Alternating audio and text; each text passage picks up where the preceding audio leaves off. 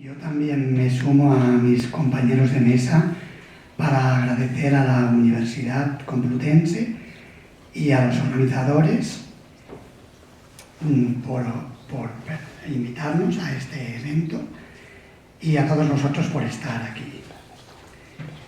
Bien, yo he dividido mi presentación, que va a ser también un tanto esquemática por la limitación del tiempo, en tres partes.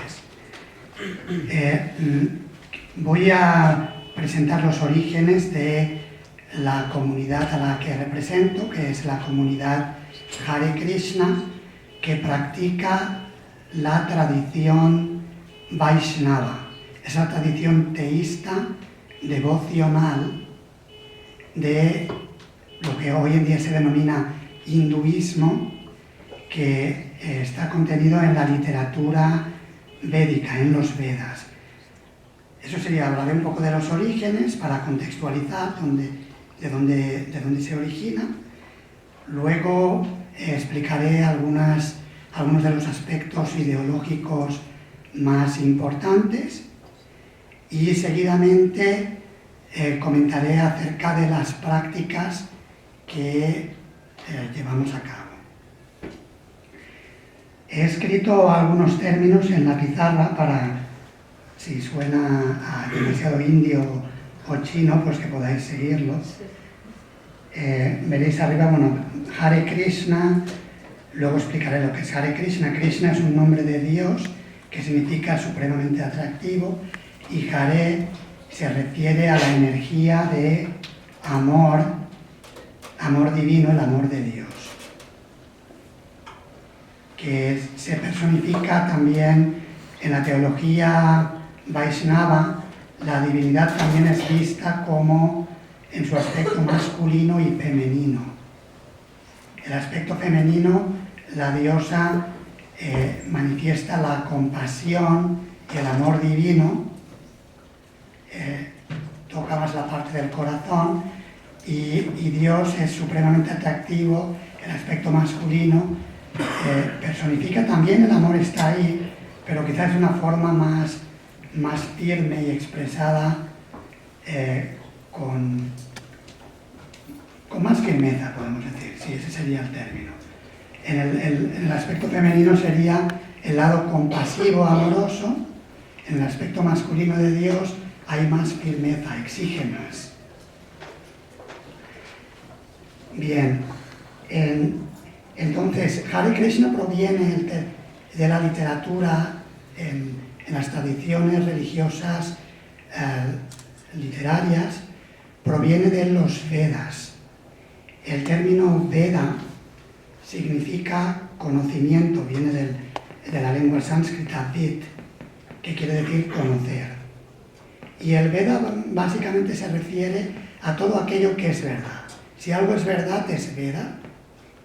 Si algo no es verdad, es avidya o ignorancia. Están conectados, pero es como la luz y la sombra. La sombra se origina a partir de la luz, pero se produce por ausencia de luz.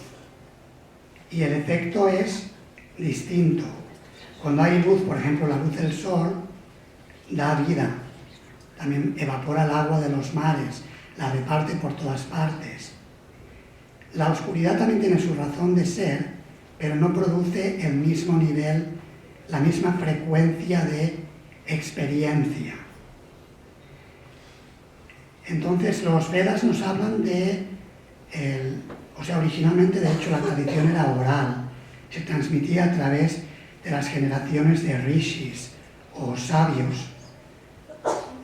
El maestro enseñaba a sus discípulas, los discípulos se convertían en maestros que a su vez transmitían el conocimiento a la siguiente generación y así sucesivamente. Pero según la tradición, hace unos 5.000 años, los sabios decidieron compilar esa sabiduría en forma escrita para el beneficio de las generaciones modernas, de las generaciones actuales. porque vieron que se acercaba una era que en la literatura védica se denomina la era de Kali. La era de Kali se caracteriza por la riña, el engaño, la hipocresía,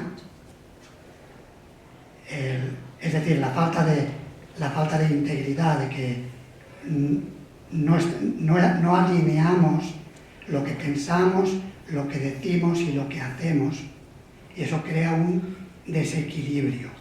De ahí que se busque el equilibrio en la época moderna según la explicación védica. Entonces los sabios decidieron ponerlo por escrito precisamente para que no se perdiera ese mensaje, esa sabiduría. Dentro de la tradición de los Vedas existen diferentes escuelas, diferentes ramas, y hay tres grandes, podríamos llamar, líneas, que son las líneas que los académicos han clasificado el hinduismo. En realidad, cuando hablamos de hinduismo, no se trata de una religión, aunque se habla de una de las grandes religiones del mundo. Es un conjunto de muchas tradiciones de carácter religioso. Un conjunto que pueden dividirse en 4, que los tenéis escritos ahí en la pizarra.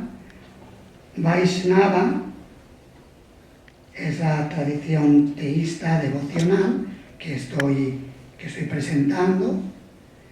Shaiva es la tradición que adora a Shiva, la deidad de la destrucción, que también produce la creación en la Trinidad hindú. Los que hayáis leído al respecto habréis escuchado de Brahma como el creador, Vishnu como el mantenedor y Shiva como el destructor.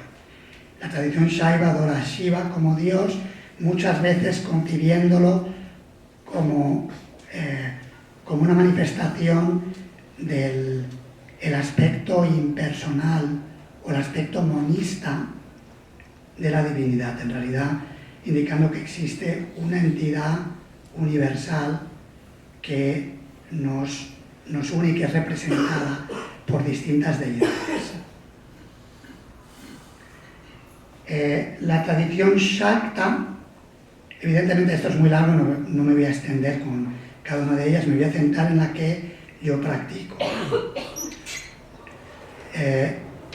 La tradición Shakta adora a Shakti, a la diosa, la madre naturaleza, denominada Durga, Parvati, Kali.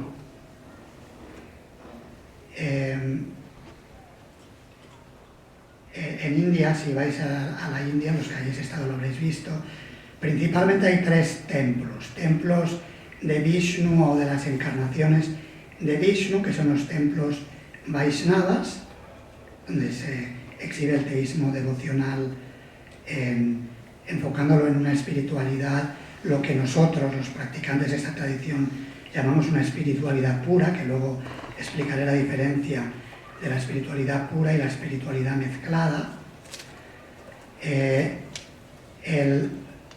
Luego están los templos, veréis que siempre hay un disco en la cúpula del templo. El signo que lo representa es un disco, que es el chakra, el disco del poder divino. Está hecho con metal, con redondo, a veces tienen como si fueran dientes. Luego en otros templos son los templos de Shiva, que veréis un tridente con 3 puntas. Y luego están los templos de la diosa Kali, los templos de la madre, la diosa, que es la esposa de Shiva. Pero los adoradores de Kali enfatizan el aspecto femenino de la divinidad.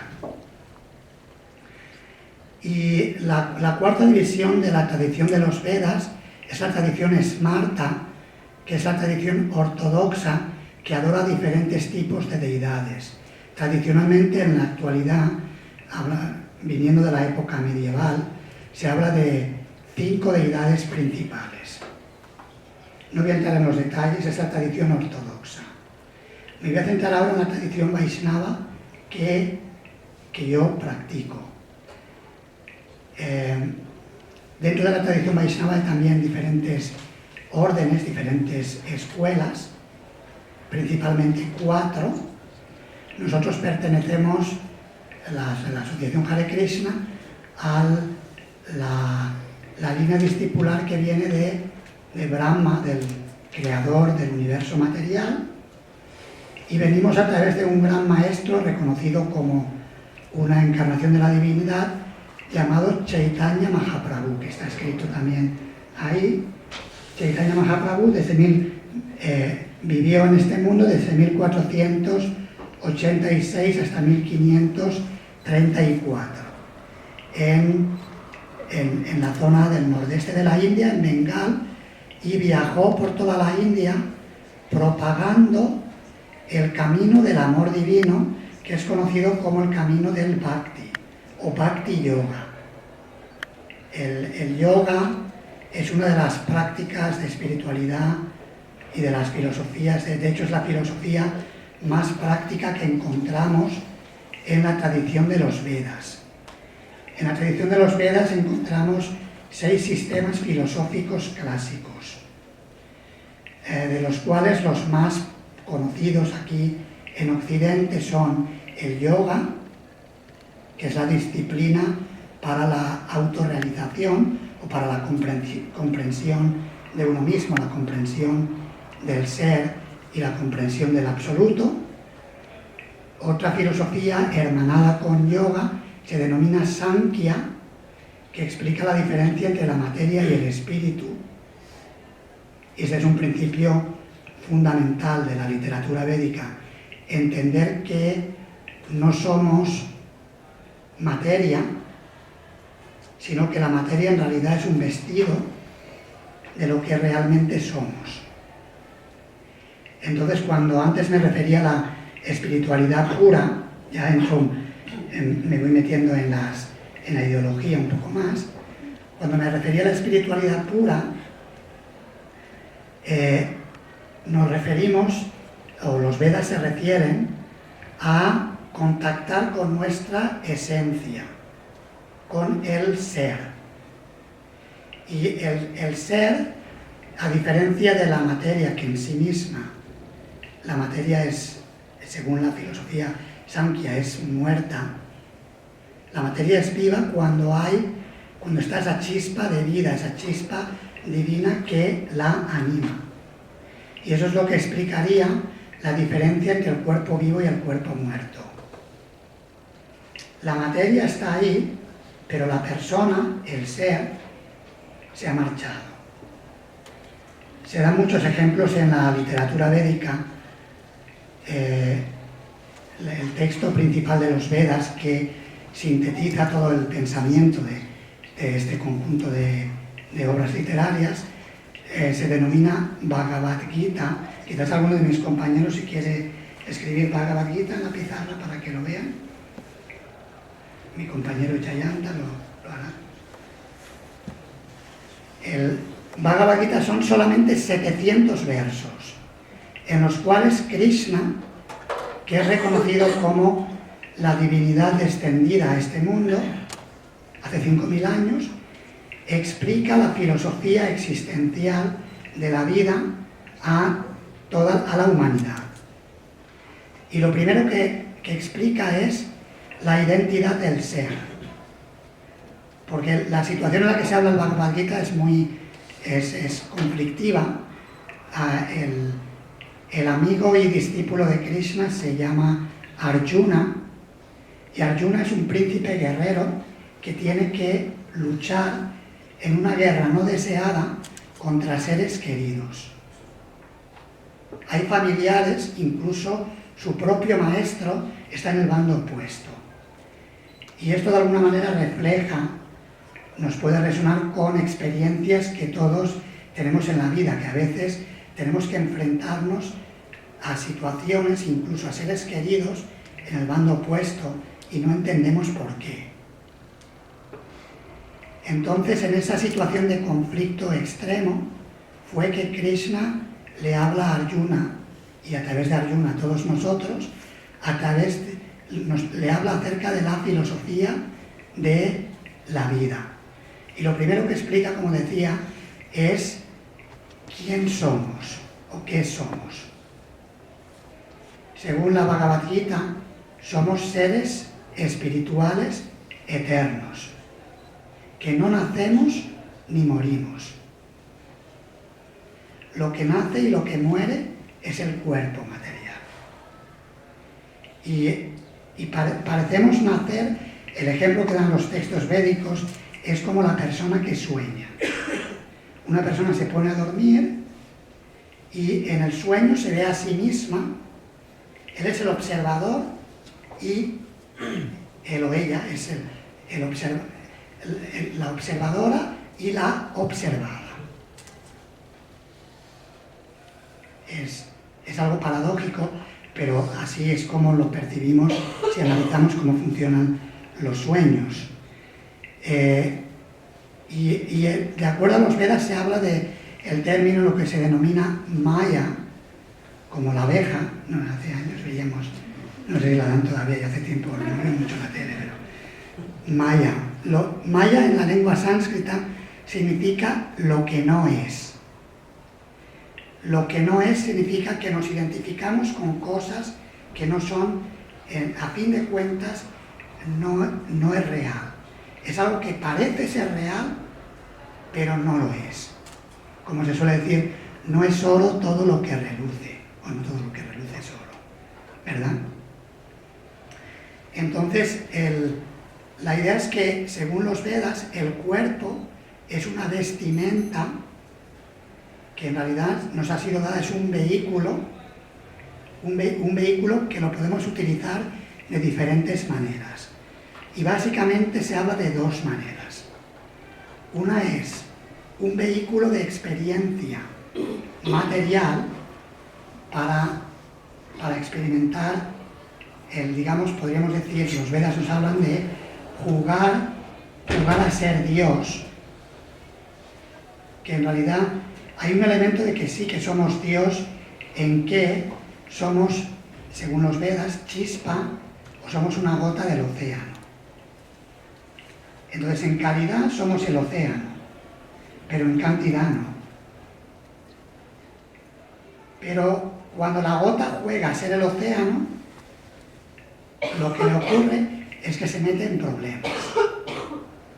Y esa es la experiencia que, según nos explican los Vedas, que experimentamos las almas que hemos venido al mundo de la materia. Nos hemos metido en este laberinto, que es lo que los Vedas llaman el mundo material, que es un reflejo, podríamos llamar, distorsionado del mundo original, que es el mundo eterno. Y un ejemplo es como si tenemos el vaso con agua, el vaso es tridimensional, ¿verdad? Si contemplamos, quizás muchos no lo veréis, pero bueno, la luz le produce una sombra, la sombra es bidimensional. Si yo trato de beber agua de la sombra del vaso, voy a tener dificultad para hacerlo. El agua se va a esparcir. Entonces escuchábamos de felicidad. Si yo trato con mis dos compañeros, si yo trato de ser feliz con la sombra, según los Vedas, según la filosofía del yoga y del Sankhya, a través de la materia, sin conectarla con su origen, tampoco los Vedas niegan la materia, sobre todo el camino del Bhakti, lo que hace es que establece, podríamos llamarlo el camino de en medio, que también en el budismo entiendo que se utiliza, ese camino del equilibrio. Yo recuerdo ver la película del pequeño Buda y me gustó mucho la parte en la que le da el ejemplo del instrumento, que si se tensa demasiado la cuerda, se rompe, ¿verdad? Y si no se tensa suficiente, no puedes tocar música. es necesario encontrar el equilibrio. Y el camino del yoga nos marca esa línea, la línea del equilibrio. Y el equilibrio implica utilizar todo lo que existe en este mundo, usarlo al servicio divino, conectarlo con Dios. Cuando se habla de Dios, en los Vedas se habla de Dios en 3 manifestaciones principales. Una manifestación como energía, que técnicamente se denomina Brahman. En los Upanishads, los tratados filosóficos de los Vedas, se investiga el Brahman. Que en esencia se dice que nosotros también somos Brahman, somos esa energía. Otro aspecto se denomina Paramatma, o el alma universal, que se encuentra presente dentro de cada átomo de la creación y dentro también de nuestro propio ser. Dios localizado en cada lugar. Yo recuerdo cuando era niño, me formé en una familia cristiana, católica, apostólica y romana, no muy estricta, pero fui a catequesis, y me acuerdo cuando me contaban que Dios estaba en todas partes, como un chavalito, me imaginaba que Dios estaba, un Dios en cada pared. Era un niño, pues sí, se lo imagina de alguna manera. Pues los Vedas nos dicen, en esa forma del Paramatma, se habla de Dios en cada átomo. Se dice, en la lengua sánscrita se dice, Andantarasta Paramanu Chayantarastam, que quiere decir que Dios es más pequeño que lo más pequeño, está dentro de cada átomo, y es más grande que lo más grande. Se dice que cuando, por ejemplo, Vishnu, la forma gigantesca de la divinidad, cuando exhala, se manifiestan incontables universos materiales. No solamente un universo como lo que percibimos, vemos las estrellas, con el telescopio, las galaxias, sino que incontables universos materiales. Y cuando él inhala, esos universos materiales son destruidos. No obstante, los Vedas nos dicen también que si bien Dios está presente aquí y ahora, Dios es inmanente, está presente en la creación, que nosotros experimentamos ahora, también está presente más allá de esta creación, en la creación eterna, que no es aniquilada como la creación material. Y por lo tanto se le describe también como trascendente. Y esa sería la forma de Dios como se denomina en sánscrito Bhagavan, que quiere decir el Ser Supremo. Y se entiende que hay un Ser Supremo que tiene muchos nombres. Según las tradiciones, el nombre puede variar. Igual que al Sol, en diferentes países se le puede percibir con distintas frecuencias, podríamos decir, y también se le denomina según la lengua y la cultura del lugar. Es el mismo Sol, es el mismo Dios, el mismo Ser Supremo, percibido según la propia experiencia de la persona o de la comunidad. Evidentemente, dentro de la comunidad, cada persona es un mundo. Aunque tratemos de etiquetar, pero luego la vivencia de cada uno es personal.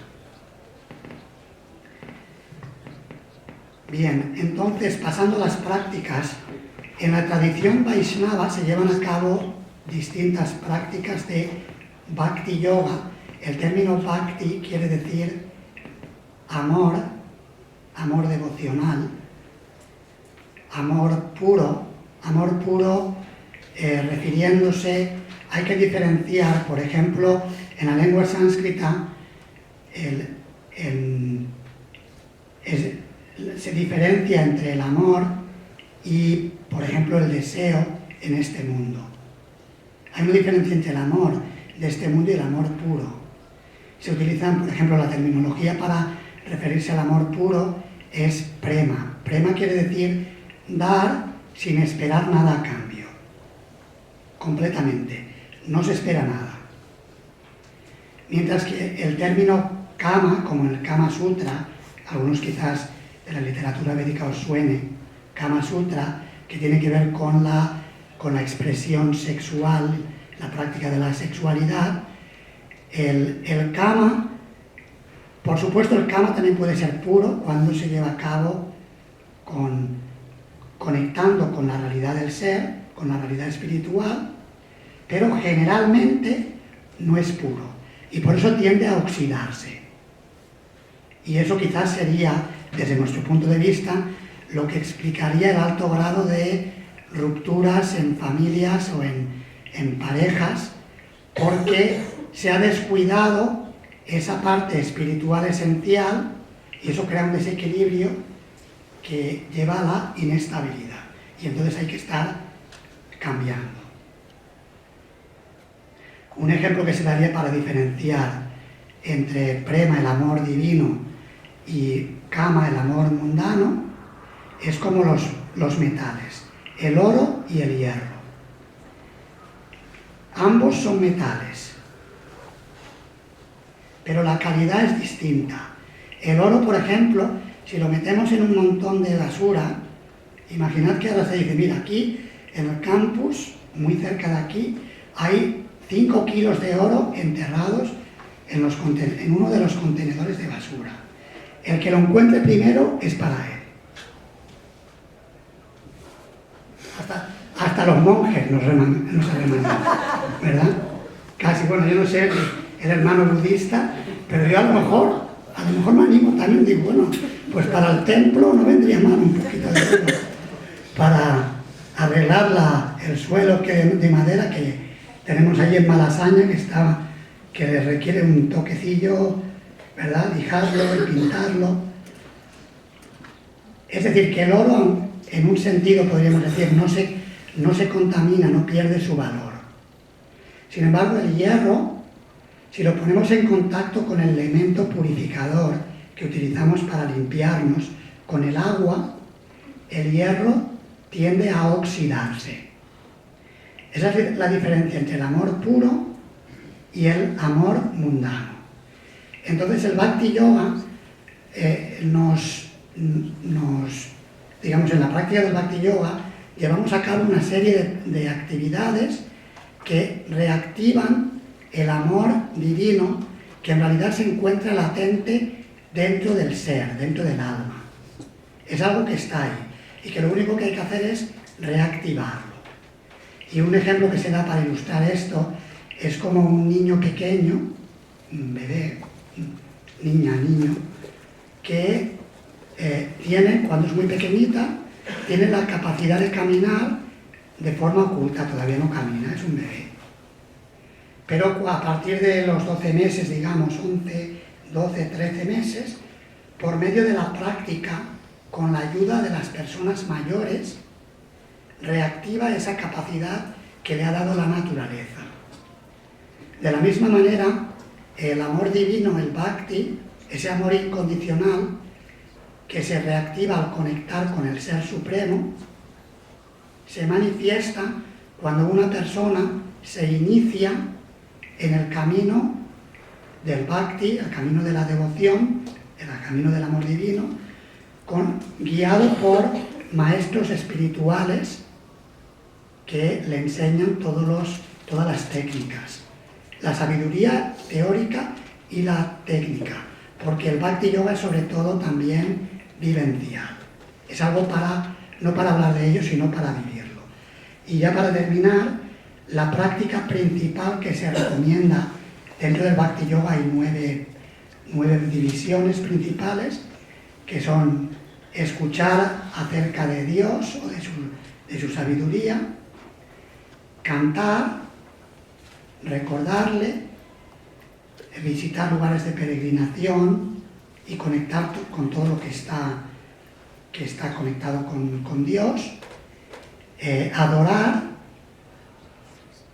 rezar, ofrecer oraciones, hablar con Dios, sentir que soy un sirviente de Dios, hacer amistad con Dios y entregar todo, cuerpo, mente y palabras a Dios.